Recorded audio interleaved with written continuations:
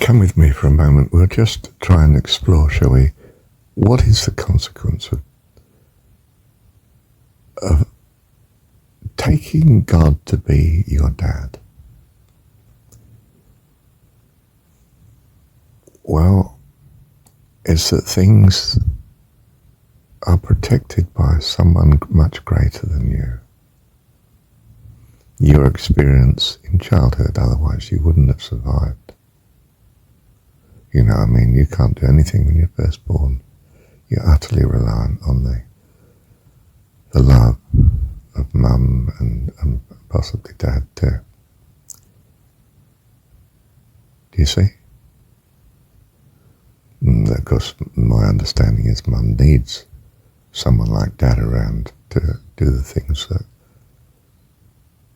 enable her to have enough time and resources to love and care for yourself, the baby. And dads are incredibly good in that way.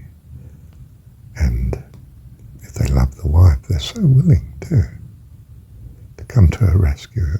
Now is their great opportunity to be the great protector, the knight in shining armour. And they come to her rescue. It's lovely. Now, I think it's something of that we ideally want someone to come to our rescue. And our experience has been in terms of family. So you might see God as Divine Mother, because perhaps Dad wasn't around, for goodness sake, at all, For whatever reason, he might have died in battle, mightn't he? Or whatever. He may have left for other reasons, But Mum, if she wasn't there, you wouldn't be existing. Or whoever was the person who did come to care for you. Which could even be Dad, of course, because Mum died. Was not there for some reason. Or perhaps it's Auntie or Grandma. Because Mum has so many things on her hands with, for argument's sake, 10 children. It doesn't give you much time at all.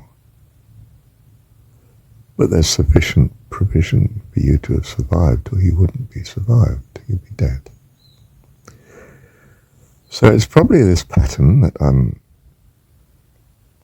seeing as the explanation as to why seeing God as Dad is such a blessing to us. It fits with something we've experienced. Or Mum is God, and many Eastern people see it as Divine Mother. In fact, even Christians, like for instance, there's a Catholic tradition of seeing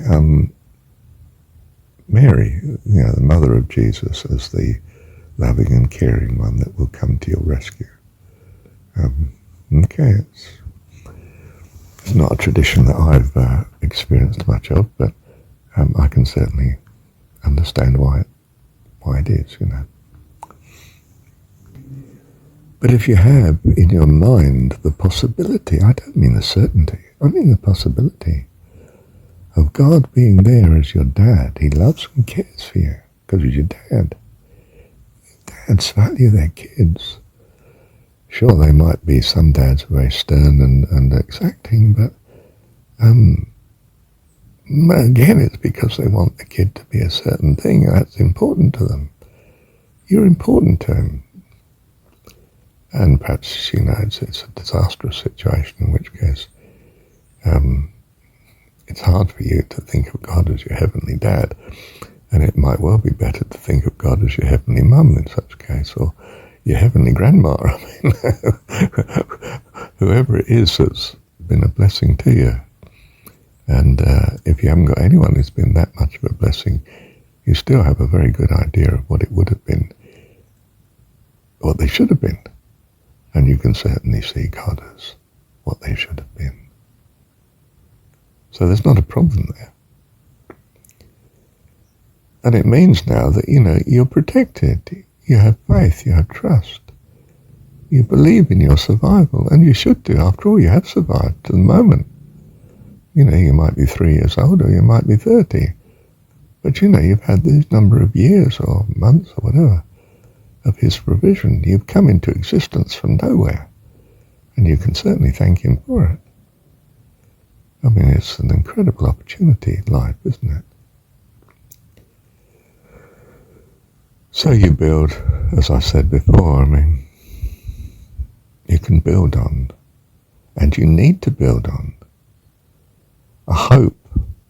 I don't mean a proof, I mean a hope, a choice. I choose to hope in this.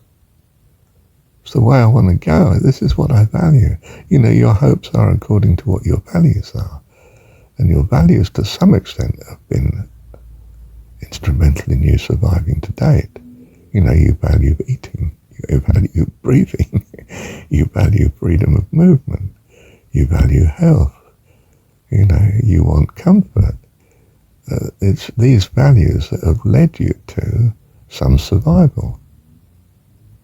If you'd have had values completely to the contrary, you'd be an enemy of your survival, which in some logical sense is not logical. You know, there's not going to be much happiness come from that, is there? So in a very simple way, you can realize the difference between, I can choose to believe there's no God. No one helping me. It's an absolute rat race and most of the rats die. Yeah, I've happened to have survived, but that doesn't mean to say I will be surviving tomorrow.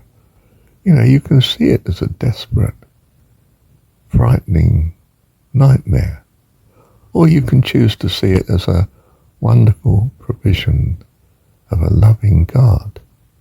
Which do you think is going to be the most successful in bringing you happiness and goodness? And if you don't know, if you don't come to the conclusion as to which is best, then try one or the other until you're clearer. Now, I find most attractive now to choose the belief in a God existing. But up to about the age of, I don't know, certainly into my 20s, I chose not to. Now, I don't know why. I mean, I'd experienced Mum's love and care. I'd experienced problems with Mum as well. I'd experienced problems with Dad, but I'd benefited from his care and provision and his goodness. I mean, he had good points. Wasn't the enemy that Mum often made him out to be.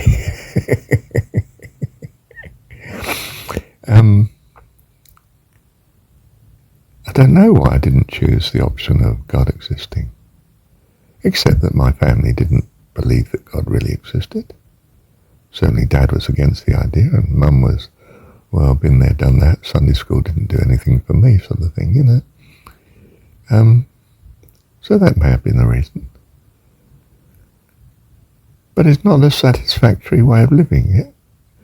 The trouble is, you only know it's not satisfactory when you compare it with the alternative. So actually, the devout atheist, you know, the confirmed atheist, really would be so benefited from practicing behaving as if God did exist for a little while and seeing if life improves. Do you find when you thank God for all that is good, you know, an imaginary God, do you find actually your life's better? Yes. Oh. Well, keep going in that direction until you change your mind.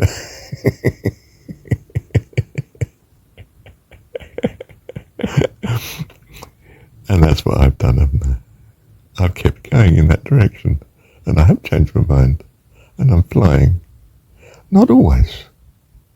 Like as I say, this morning I woke in some sort of distracted state. But I knew the way out, because I'd practiced trusting God. And I'd known that breathing affects my state of mind.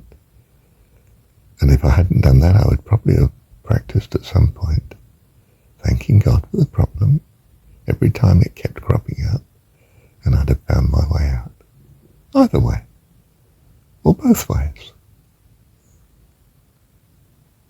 But there's no way I want to give up trusting in God, existing and being my heavenly Dad, and all that that means.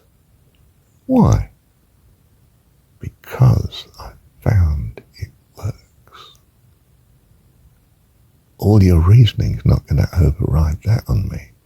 This works. I'm actually in a life of faith. And I didn't realize I was in a life of faith before, and that it was a harmful faith, a belief that God did not exist. Wow, who can survive that? And looking from where I am now, I'm astonished that I did as well as I did in such circumstance, of such unbelief. And no wonder I had problems. Many of which I do not have now. I don't mean all. I haven't solved it all yet. I know this because God's left me here in this world. I don't say left, but He has me remain in this world until I'm in the kingdom of heaven. Well, thank you, Lord, you're teaching me, so that when I do get to heaven, I don't blunder around and cause a lot of trouble. Love you, Dad. Thank you, Dad.